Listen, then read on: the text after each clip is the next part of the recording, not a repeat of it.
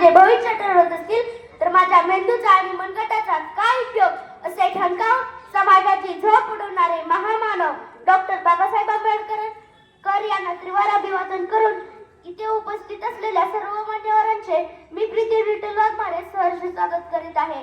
आज आहे जयंती. जगातील एकमेव व्यक्ती ज्यांची जयंती 152 देशात साजरी करतात त्या विश्वरत्नाची. त्यांना वर्गाच्या बाहेर बसून शिक्षण घ्यावे लागले. त्यांनी जगातील सर्वात महान संविधान दिलं.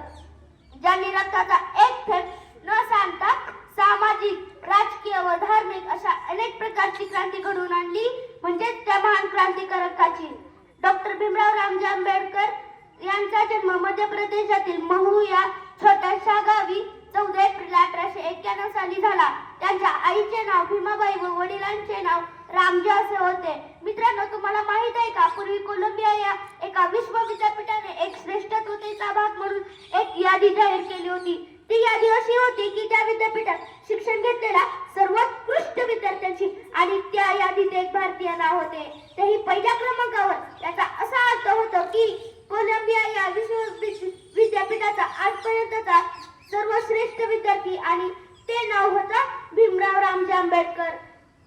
मित्रांनो, हे श्रेष्ठत्व मिळवण्यासाठी त्यांना किती प्रयत्न करावे लागले असतील हे तुम्हा कोणालाच सांगायची गरज नाही. मित्रांनो, परिस्थिती माणसाला घडवतही नाही आणि बिघडवतही नाही.